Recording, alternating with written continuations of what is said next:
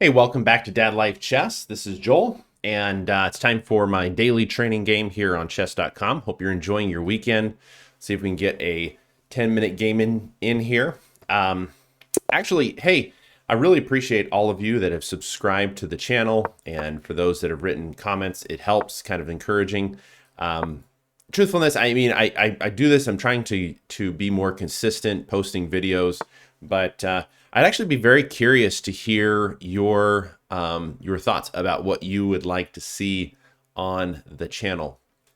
So my opponent plays f6, and as Ben Finegold says, never play f6. So obviously my opponent wants to push e5. So this is going to be an interesting line. I'll tell you what, my opponent looks like a very strong player. So, all right, so I think my opponent is expecting me to drop back here to g3, but my opponent has just kind of played a lot of maybe long-term weakening moves on the king side, and I am not 100% sure if that is correct. So here, these things are coming. I go here. I'm actually very seriously considering just dropping my bishop back to c1. Okay. The idea is if he pushes, I'm just going to bring these knights back. He's made a lot of pawn moves. Okay. I'm still developed better than my opponent. I got c4 in, going with e3 here, c4. So yeah, I think I'm going to be playing kind of more of a, I think I'm going to play e3. The reason is this is going to be a weakness, but he does have this, okay? So my opponent has really kind of played a unique style of game, and wow, does that really work? I'm on this twice. I can take here, right? I can go check. This can't work. I have check, takes, and then back. You know what I'm saying? So yeah, like check, takes, and then back. And then if he takes here, I take there. This cannot be good. This cannot be good. My opponent, I don't think, played this correctly. And I think it's a sign. Now, obviously, I got to convert. I have played many a game where, okay, my opponent resigned. It was a very short game. I think this game is very instructive.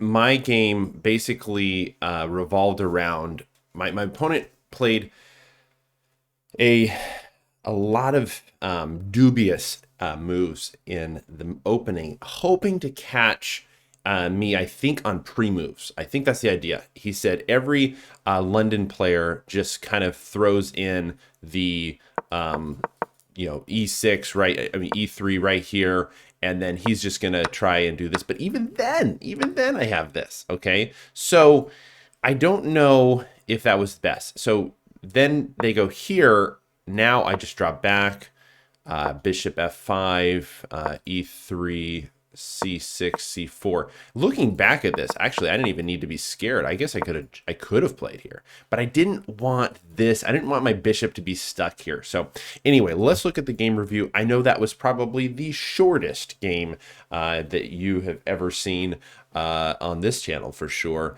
but I still think there's some instructional value. And let's just be honest, after my two losses, I needed a couple wins here. You know what I'm saying? A couple wins. That's what we needed. But anyway, all right, let's look at the game analysis. Yeah, I solid skills on our side. 92% accuracy. We expected that. Let's see what we got here. So I think my bishop retreat move was probably a mistake, but let's look at the analysis and see what the what it says here. So f6 is a mistake. That is obviously what it's interesting here. Bishop c1 and bishop d2 have both been played. Kind of interesting.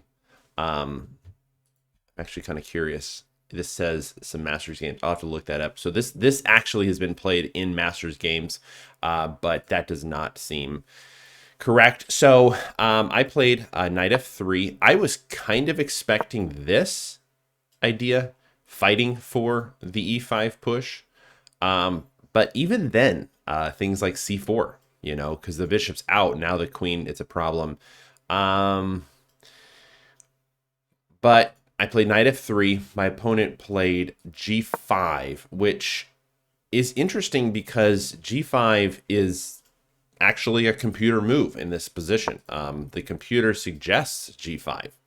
Now, by moving bishop c1, it is the second best move in the computer's thing. Ironically, when it did the initial game review, I probably should change the settings on that because I feel like it doesn't go as deep in the game review. However, the computer's starting to see that bishop g3 is actually the best move. And if this kind of stuff happens, I can play h3, and then even if h4 happens, I can just drop back, and white has a sizable advantage. Things like c4 are coming, but if like bishop f5, the computer's just saying, hey, break in on the center. All of these light squared weaknesses are going to probably haunt black for sure. So I played bishop c1. It is ironically the second best move. Well, what else is there? I didn't want to go to d2 because I thought if I played bishop d2, I'm taking away the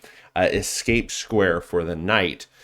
So I thought, well, hey, let's just go all the way back. But then you look at this position, and you realize we both have a pawn in the center. I have one of my pieces developed, and my opponent has played, according to Ben Finegold, never play f6 and g5. These are just like the worst moves ever. You remove this knight, have this pawn here. I mean, that's almost checkmate if there's something, you know, if that piece is there. So this is like the equivalent of the worst possible moves that you could humanly make. The two move checkmate kind of thing. Okay. Whoops, where are we at here?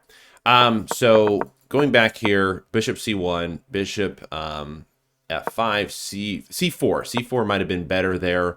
E3 is still a good move. C6, now c4. Here, this is actually an inaccuracy. So the computers are actually recommending here just to take, and then play bishop d3. Yeah, that actually does look better. This is literally just going to be a long-term weakness for my opponent, and so takes and takes. Oops. Yeah, it already gives pretty strong. Look at this. I mean, this knight can't go here. I mean, it's going to go here. This is just a nightmare for black. So the ways it went, we had queen b3. My opponent took, which is a blunder. Computer says I can actually take here, but this is still very good. And then queen b6 is obviously a problem.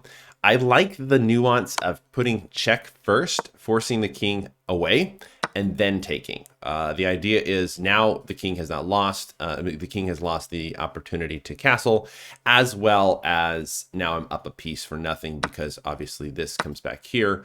And if instead here I just have everything, and this is bad. I mean, even things like, you know, if the queen goes here, I can just play knight c3. This is still protected. I'm always used to this pawn being not guarded in the London system, but yeah, that's the way it went. Well, okay, so that was a quick game. Probably the shortest video I will post on my channel for a while, but I wanted to get a training game in, and I think it was instructional. Never play f6. Whatever you do, don't play f6. I'm sure there's a many great openings that you actually do need to play f6, but at my level, yeah, don't play f6. At the beginning level that we all are at, right? Hey, have a great weekend. Thanks for watching Dad Life Chess. Please subscribe. Please comment what kind of stuff you would like to see on the channel. Maybe more calculation or something like that. What would be helpful? Maybe longer games. I'm thinking about maybe doing some game 30s as well here on chess.com. And let me know what you would like to see on the channel. Thanks so much for watching. Thanks for subscribing. Have a wonderful day.